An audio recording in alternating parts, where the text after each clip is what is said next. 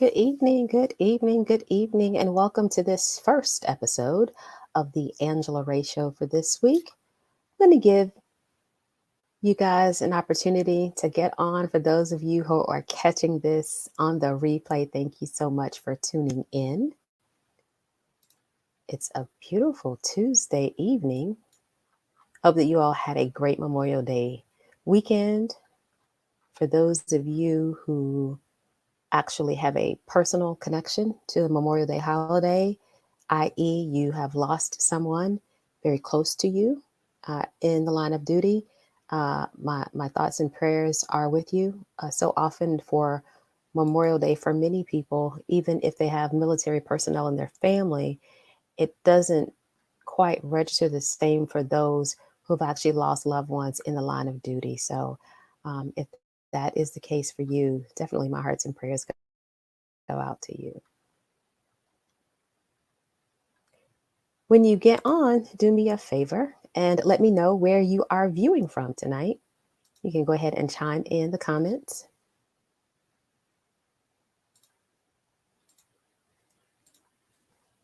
So, this week kicks off a very special series. It is Women Behind the Lens. Every night this week, I will be interviewing a female director. I have directors lined up in feature films, shorts, web series, as well as documentary films. So, this is going to be a very interesting conversation.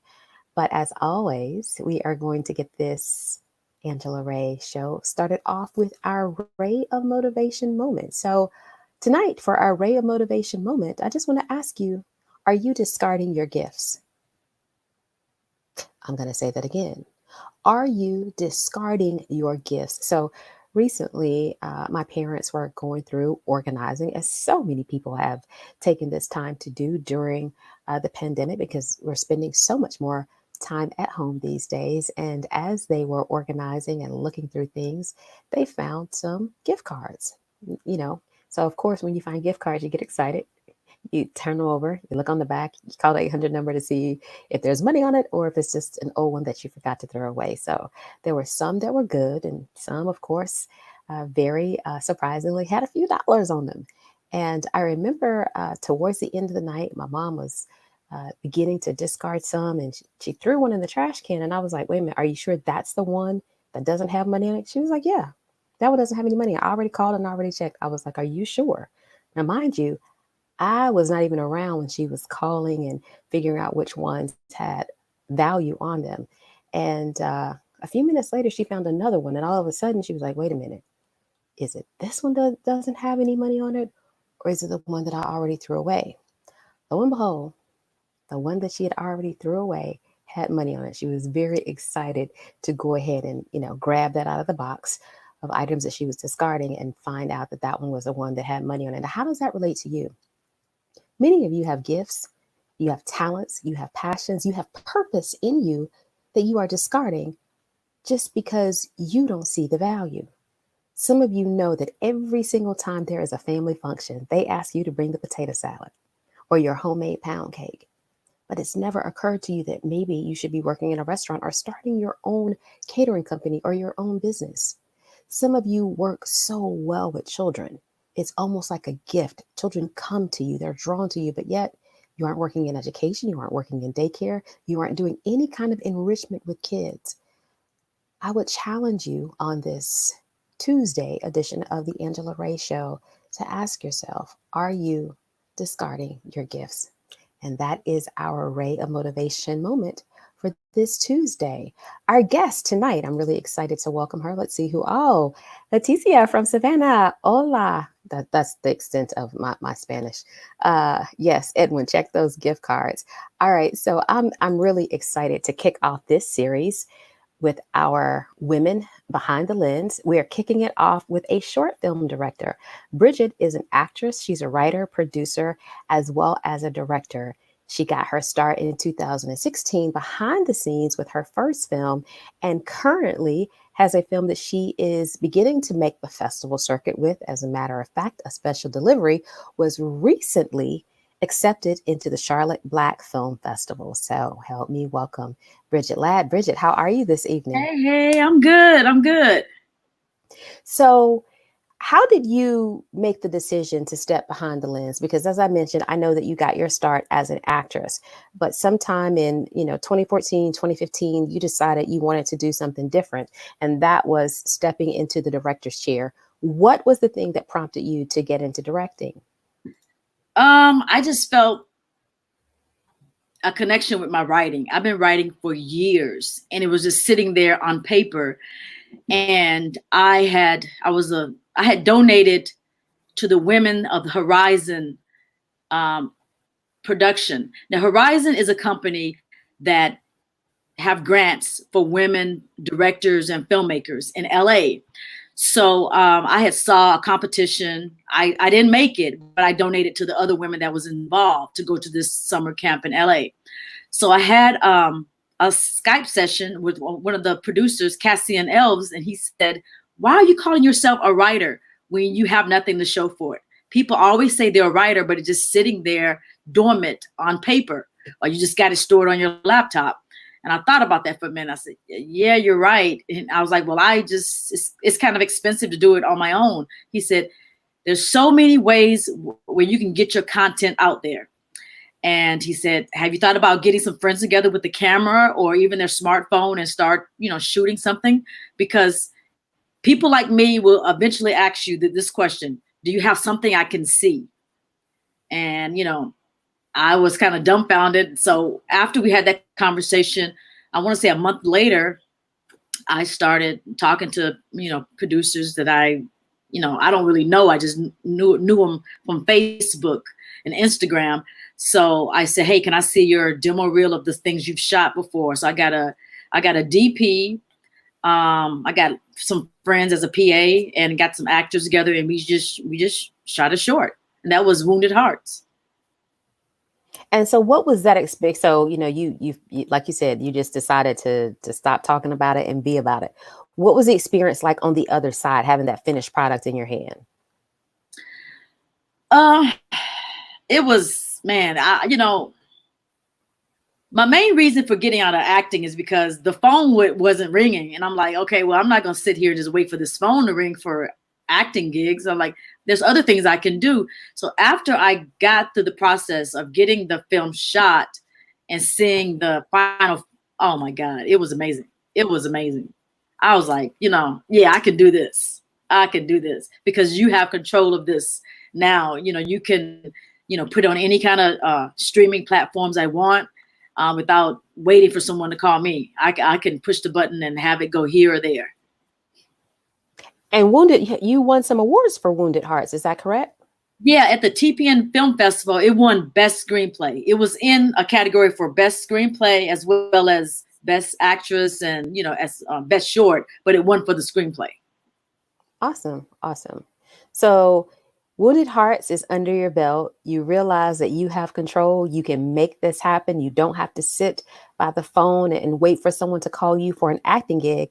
Then you moved on to your next project, and that one was a different type of genre. Talk about that. Yeah, I did. I wanted to do a sci-fi. It was something that I've always wanted to do. And I just, wanted this futuristic scene. And my DP was very into sci-fi. He would make somebody's head blow off, aliens and all that. So I told him I had an idea for something, and he said, "Put it together and send me over a script." And it was only like maybe 4 pages. And he said, "Yeah, let's shoot it." So we shot it in like a day, and it was this like an 8-minute short.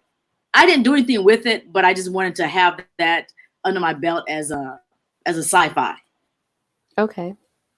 Now that you have quite a few films under your belt, you're becoming more versed in the festival circuit and how that plays a role in getting your work out there. For those who may not be familiar, can you talk a little bit about that?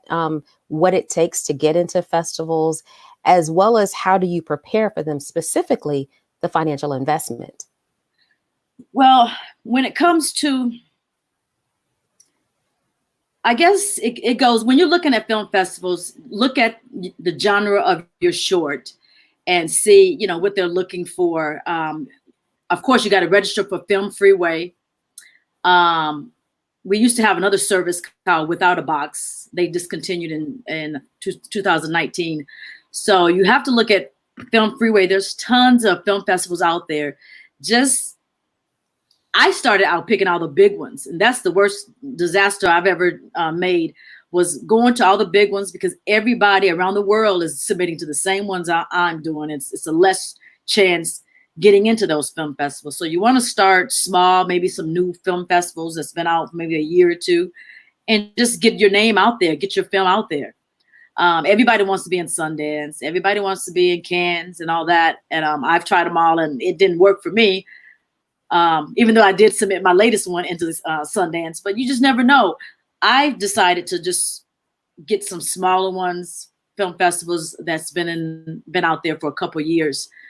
The financial people can use different crowdfunding. I personally have just done it myself.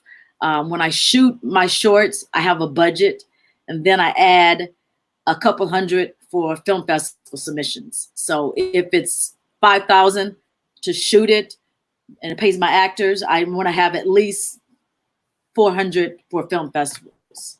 That might be small, but 400 is what I want to, submit, because normally film festivals range from $30 up to $75. And that's just the submission fee. That doesn't count getting there, right? Exactly. Yep. Just a and submission. So if you have not been invited to come as a special guest and you are funding your own way, what are those numbers like? Just, average rough guess. Wow. You have to have like flyers, posters of your film to, give flyers to give out to people so they can come see your film, because there's already different time slots. They might have something at 12 o'clock and yours is at 1. So you want to make sure you pass out these flyers. So a stack of flyers could be 100, 200, $25, your flight, your hotel. I mean, it could run anywhere from $400, $500, $600 just to, round trip ticket, your hotel stay.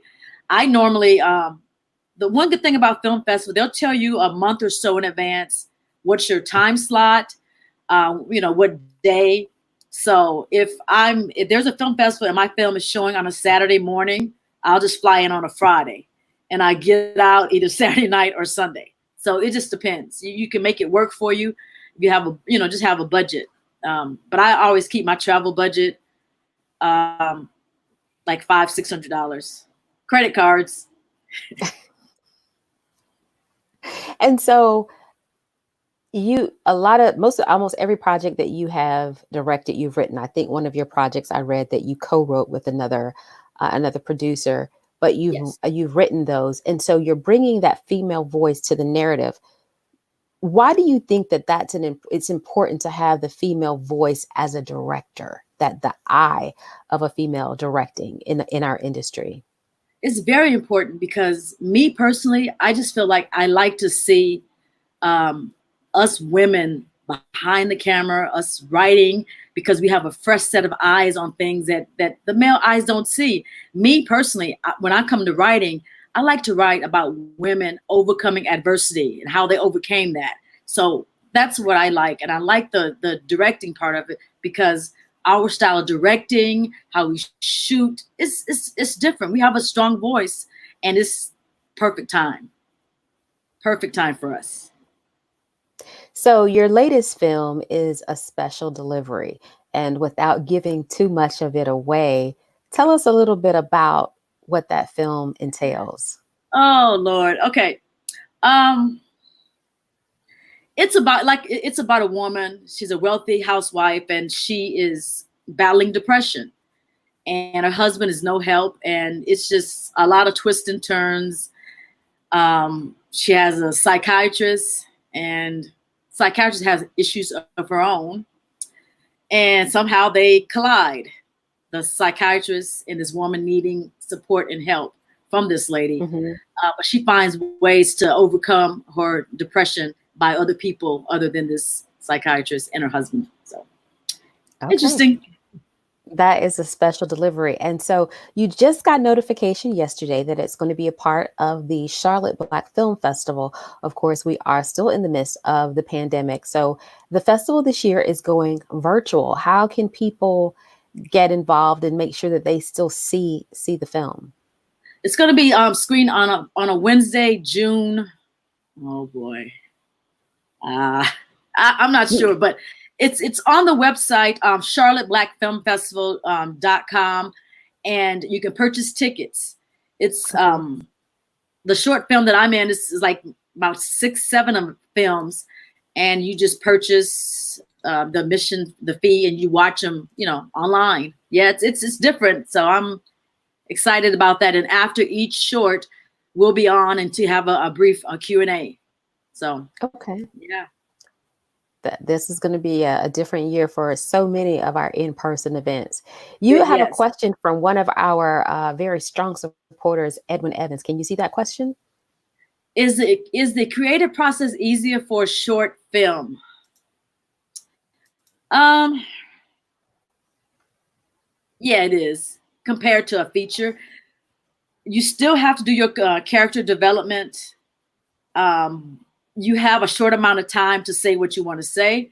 So what I would say is feature film, you have more to expand. Short films, you got to say what you say and get it done and be persistent with it. Um, Structure your short film to say what you need to say in a short amount of time. It can be a little bit of tedious, but you don't want to leave something out. That's why I make sure a lot of people have short films that's 10, 15 minutes. I'm kind of wordy, so my short films are always like 25 minutes. But I think for me, it's a little bit easier. You say what you need to say, you develop your characters. And if I want to do a backstory, I always use flashbacks. So that's how, yeah, I think it is. So with Dear Sister, you I want to make sure I read this correctly. Did you write with Tracy Tolliver on that, or was she one of your producers? She was one of my co-writers and producer. Yes. And Okay. when I mean by producers, sometime in the community of it, the actors here in Atlanta, some people are writers as well as actresses. I told her, hey, I got a role for you, but I need some money. Can you help me out?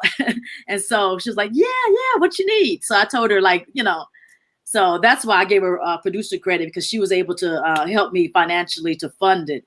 That help pays for meals. We want to feed people and give them some a stipend, for gas and things like that. So yeah, she co-wrote it and produced it. Okay. Mhm. And how important, I'm going to assume that you all already had a relationship. How important is networking in independent filmmaking? It's very important.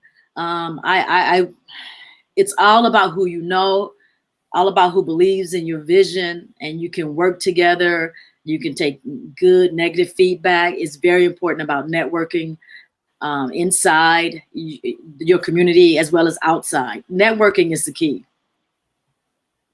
So now that you have a body of work, that first film is like, yes, I can do this. I don't have to wait for anyone else. And so you've continued to do it. What has been one of the major things that you've learned now that you have 4 or 5 projects under your belt? Don't rush. Don't rush the process. Don't try to cut corners. Um, because when you get on set, being a director, you look at the time. It's always time. You want actors to come in. You have your call sheet. You want to stick by your call sheet. And if things are running behind, you want to get these actors out. Because your reputation is at stake. If you tell an actor they're going to be there for 5 hours and then it's like 8, you don't want to hear that later on. Oh, Bridgett, man, that girl had you on there all day. So you want to. What I've learned is do not cut corners. Make sure your call sheet is accurate. If you need another set of eyes on your call sheet, I always use my DP, my cinematographer. I let them look at what I'm putting out there to these actors. Because I made a mistake on a special delivery. I took out a scene because we was running behind schedule. And then when it got to the editing part, I'm like, oh God, it's not flowing. There's no contrast. So we had to go out and reshoot another day. I tried to do it in 2 days. We had to shoot another day because I took a scene out. So yeah, I learned a lot from that. Time management. Time management, definitely key. Um, what doors has directing opened for you that acting hadn't opened when you were only in the industry as an actress? Well, one good thing, I just got a literary agent 2 weeks ago, Oh, and yay. Congratulations. she is looking at my scripts, and I sent her a script treatment on one of my drama scripts because I have screenplays now, so I want to push these out, and I can sell them and get some get something behind those. I think with directing now, I'm a part of Alliance Women Directors. The organization is out of LA, but we have a branch here in Atlanta, and we work together. We're having a shadow program, meaning that I can shadow other directors that's seasoned, that's been in the industry doing feature films for years. So that's an avenue for me that I wouldn't have had being an actress. So working with other directors that has shows on Netflix, there's an opportunity for me to shadow people like that. But unfortunately, right now, because of the pandemic, everything is like Zoom meetings. I've been on several Zoom Hmm. meetings. Everything is virtual. But I think a lot of doors will open up. I know it's, when that door opens, it's going to open wide. So I just believe that it's about networking, and it's a lot of doors that wasn't available being an actress that's opening now. What's been your, I guess, biggest aha moment as a director? The thing that you either weren't expecting or it's almost like, oh, I get it now. Huh. I think the aha moment, like I said, was just being on set, and you just never know what can happen. What can happen, you just Okay. never know. You have something in mind about a certain time that can change that can be a game changer. Yeah. You just never know. So you have to be prepared for that. And, now when I do another project, I'll have a window open for like, more hours for actors to be on set. But yeah, that aha moment was definitely the time management and just making sure you don't cut corners around your script when you're on set. Let it flow. Okay. You have another question. You mentioned editing. Besides time restraints, what else influenced your decision to edit or remove a scene? My DP, she was my editor. So she edited the whole entire short film, and she called me and she said, I need for you to look at this because it's not flowing. And she said, let me know. I don't know what I can do. I don't know if I can add music in between this, but it just doesn't feel right. And I looked at it twice. I'm like, oh my God, yeah, it doesn't flow at all. Um, so one of my mentors, I had him look at it, Chuck Brown. He said, oh no, you got to add something in here. And so that's what happened. I added it back, and I called the two actors and said, hey, can you meet on a Saturday at a park and shoot this scene? And they agreed to it, and we got it done. Now, you've worked with both adult actors as well as younger actors. What would you say are the biggest difference? Obviously, there's an age difference. Has it been more challenging to work with kids, or because they are young, do they just kind of do what you tell them, or is it the reverse where because people are adults, they kind of want to do their own thing? What is the difference for you? Okay, so the kid that I used for a special delivery was the DP's daughter. So um, she was a joy to work with. Me personally, I'd rather work with adults. Um, it's just you have to have so many, like, you got to sign waivers and things when kids are on set with you. I just rather stick with grown people, even though sometimes they act like kids themselves. It's just there's so many contracts and documents you need to sign when you work with kids. I just like grown folks. Yeah. I understand that. So thinking again about, the increase in female directors, where do you see the industry, let's say maybe in 5 to 10 years? Do you think that there will be more women directors, in film and television? Of course, web series are becoming even bigger now than they were even 5 years ago. How do you see the role of women as directors long term? Long term, women will, of course, be winning Oscars. We only had one female director win Oscar, and that was, I want to say, 2001, 2002 for Hurt Locker. That was years ago. So, of course, for Oscars, Academy Awards, there'll be so many women.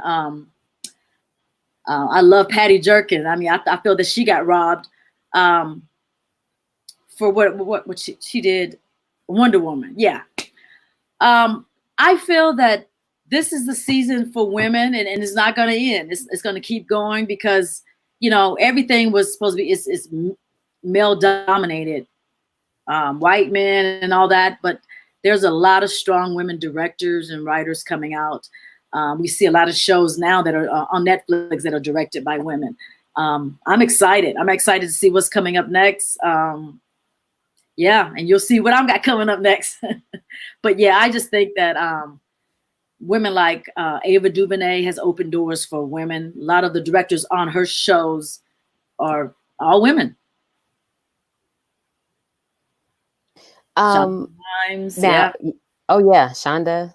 So many hmm people, yeah, once they get their deal, they're opening the door and pulling people through that door behind them. yeah, hmm So yep. I felt like that was a little teaser. Of course, we know that a special delivery is now making the festival circuit, but what else are you working on? What might we see in the next 6 to 18 months from you? Well, yesterday I just finished. I have a writing partner now, Andrea Chappelle. She's my writing partner, and we just started Draft Divas, Draft Divas, and we just finished a horror film. We just finished a horror screenplay, and it is so good. Ooh, it is so good. Lord have mercy. I actually was sitting last night, and I was DMing people, but I'm gonna let my literary agent submit it out there. I did a virtual pitch over the weekend of my horror film, and I just DM people like Jason Blumhouse. I DM M. Night Shyamalan. Now M. Night Shyamalan does Oh a yeah. lot of horror films, so I was DMing Hmm. these people, and I was trying to find Stephen King. This is so good. This is so good.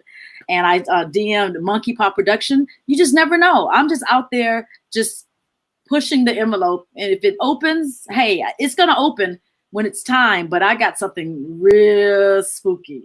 Cause oh my goodness, it's good. And I didn't think I could So write it. But I was watching Alfred Hitchcock over the weekend. I'm like, oh man, this is good. So I started writing it a month ago. Then I made some revisions on Saturday by watching Alfred Hitchcock. So yeah, it's done. so now is this your first venture into horror? Yeah, yeah, Okay. yeah. So what Mhm. what prompted the change from what you've been doing to getting into horror? Well, I went. I went when everybody was when everybody was social distancing. I went home to my mom, and she lives in the country, and it's like Elberton, Georgia. It's like when it's 8 o'clock, it's pitch black, it's dark, and the only thing you can hear is dogs or wolves at night. So when Oh it gets my. dark, it is pitch black. It is country. And so one night I looked out the window and it was pitch black, it was dark, and you could just hear crickets and wolves. And I was like, oh man. And that was a month ago. So I started writing about this girl. Um, and she feels that the house she lives in is haunted. She was hearing voices. I started writing about her. I tried to build up her character, her mom, her grandma. And then it was 7 pages. And then I told my writing partner, I said, hey, I'm coming up with this. And she said, okay, just keep going with it. Let me check it out. And then a week later, I had 25 pages. And like 4 weeks later, I had 101. And then Oh, wow. she just added her 10 pages the other day, but she's good when it comes to editing and revision. Because sometimes when I get really into my writing, my spelling bee, she's like, girl, what did you put here? She does my spell check for me. But yeah, so wow, man, it's good. Yeah, this young girl is psychotic, but it's good. Oh, that's going to be interesting. Yeah. If you're watching and you have any more questions for Bridgett before we begin to wrap up tonight, definitely put those in the comments. Would love to get the questions answered for you. So you have Wounded Heart. You have your horror film. There is The Other Man, Yep. as well as Dear Sister, and most recently, A Special Delivery. Is there one that was more difficult to shoot, either because you went over budget, because you spent too long at a location and they were ready to kick you out? Like, which one of those stands out as I love the film, I love the final product, but boy, did we have a time. Well, you should know this. The Other Man. The Other Man was a SAG after low budget short, so we had to do all the SAG after paperwork. Yours truly, Angela Ray, is in it, and Nayland Mitchell and Sherry Richards are SAG actors, so they had to. I had to make sure they got their credit with SAG after. I did all the paperwork. Um, but I think that was more difficult because, first of all the paperwork, and then when we got on set to the house scene, I was using a friend's home. I really didn't realize he had a roommate, and the roommate got there. He was kind of irritated that we were there, and so I guess he wanted us to like wrap it up at 5. So it was kind of like a little bit of tension there. I could tell that he was walking around like ready for us to get out. But we got everything shot at the house, but it was just, I could just tell that he was ready for us to like go. When the person I spoke to of the home, he said 5, the roommate came in at 3. It was just kind of like a little bit of tension, but I think that was more the one that kind of like, okay, let's hurry and get this thing done. But yeah, it's really good at the film festivals, and you can see it now on Amazon Prime, The Other Man. Oh, yeah, definitely want to mention that because so often people want to know how they can support indie filmmakers. Everyone doesn't have a check that they can write for a few $100s, but watching a film on a platform like Amazon Prime, and maybe helping it to trend. Maybe you spread the word to a few of your friends. You all can especially now that we are social distancing, you can do a movie night together where everyone is on a Zoom. You're all watching the same film, because I know one of the things that it probably irritates other people when I'm in the movies, I don't talk during the movie, but I have a lot of reactions. And so when something's going on, I need somebody beside me, to pat them, or like, oh, did you see that? Or whatever. And so, to be able to do that with a group, like a Zoom party, it would be fun. So, and it's funny, you mentioned that. I don't think I realized, I think I had other stuff going on when we were on set at the house, but I didn't even remember that there was tension, probably because I was, focused on the lines. But yeah. Yeah, yeah, Locations can be interesting, especially when someone is doing you a favor. We've had yeah. some people check in from Atlanta. LaDonna, hey, how are you? Shanice from Orlando, hey, how are you? And we got another question as well, Bridgett. Um, I like horror movies too. Will we see? Oh yeah, stronger minority. Yes, this is all. This is no. The cast is black. The lead is a black teenage girl. Her mom, grandma, yeah, black. Only person that's Caucasian is the store owner. But yeah, oh no. The detective, he's black. Oh yeah, no. This is black. Yes. So, there's this stereotype that, in horror movies, the African American characters don't last past 5 minutes. So I guess Yeah, that we will gonna be last. different in We this gonna last the film. whole. But we're not going into the basement. There's something in the basement. She ain't going in though. It's gonna be a deadbolt on the door. She's not going into that basement, and she don't be hanging out in the woods. But it, Okay. yeah, yeah. That is funny. And I don't know what that is. I don't know if that's every horror film, but it's almost become a laughing joke that, She if gonna there's a laugh. black character, yeah, they're not going to last in a horror film. Hmm. Well, Bridget, I think that may be all the questions that we have. You mentioned The Other Man is on Amazon Prime. Do you have any other films that are streaming on any other platforms that you want to let our viewers know about? Um, no, because the ones I've done with Chuck Brown, they're actually on YouTube, and I was just executive producer on those projects. But I haven't put the other ones on Amazon Prime. I think I'm just going to put them on YouTube and let them just go from there and get some feedback from those previous shorts. Just put them on YouTube. Okay. And so your website as well as your Instagram have been scrolling at the bottom of the screen periodically throughout the interview. Are there other ways that you would like folks to connect with you? Just IG and Facebook is Bridgett Ladd, and my website there. So yeah. That's it? Okay. And there's several other film festivals that I'll be hearing from next month. Hopefully, fingers crossed, prayers up that I'll get into some of those film festivals. So Okay. Bronze Lens is one of them. Um, there's just there's several that I submitted to. So we'll see what happens. But everything so far I've been seeing it's going to be virtual anyway. So Even Bronze Lens, maybe virtual this year? yeah, hmm yeah, Okay.